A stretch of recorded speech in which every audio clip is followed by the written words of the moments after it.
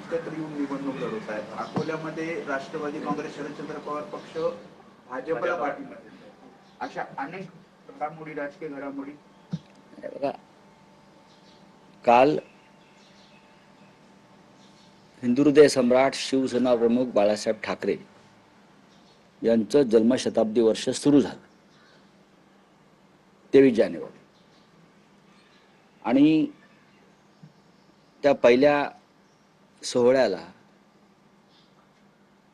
शिवसेना पक्षप्रमुख उद्धव ठाकरे आणि महाराष्ट्र नवनिर्माण सेनेचे अध्यक्ष राज ठाकरे उपस्थित राहिले आणि दोन्ही प्रमुख नेत्यांनी महाराष्ट्राच्या सध्याच्या राजकीय परिस्थितीवरती दिलखुलास भाष्य केलं, परखड भाष्य केलं आणि दोघांच्याही विचारांची दिशा एकच होती की महाराष्ट्राचं राजकारण हे शिशारी आणणारं झालेलं आहे. इथे गुलामांचा बाजार भरलेला आहे, हे आम्ही रोज सांगतो. इथे गुलामांचा बाजार भरलेला आहे म्हणून काय माणसाच्या मताला, विचारांना आणि जगण्याला काही किंमतच ठेवली नाही. सर्व काही पैशानं, तोही भ्रष्ट पैसा तोलला जातो.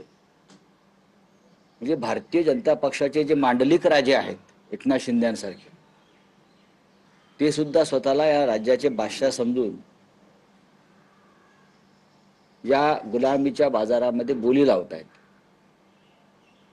आणि या गुलामांच्या राज्याचे 2 बादशाह दिल्लीमध्ये बसले आहेत, हे काल उद्धवजींनी सांगितलं. आणि त्यांची गुलामी आम्ही पत्करणार नाही, महाराष्ट्र पत्करणार. या उपर आता तुम्ही जे सांगताय तालुका स्तरावर, जिल्हा स्तरावर काय काही सुरू आहे. आता माननीय शरद पवार आणि अजित पवार यांच्या पक्षाची जी युती आहे, एकत्रीकरण, हे जवळजवळ झाल्यासारखंच दिसत आहे ना. कारण ते एकाच चिन्हावर निवडणुका लढत आहेत.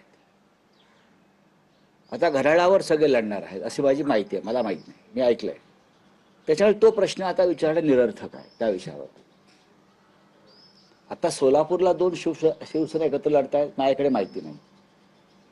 माझ्याकडे माहिती नाही, हा निर्णय अधिकृतपणे झालेला नाही.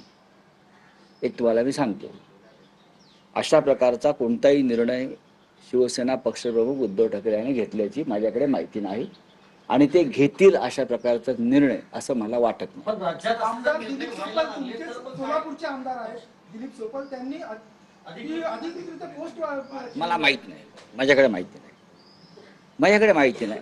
आमच्या भावना तीव्र आहेत शिंदे गटाविषयी, त्याच्या माझ्याकडे त्या संदर्भात माहिती नाही.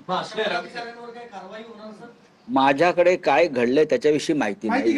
जोपर्यंत पूर्ण माहिती आम्ही घेत नाही आणि उद्धव साहेबांशी चर्चा होत नाही तोपर्यंत या विषयावर बोलणार. माहिती घेणार नक्की घेणार.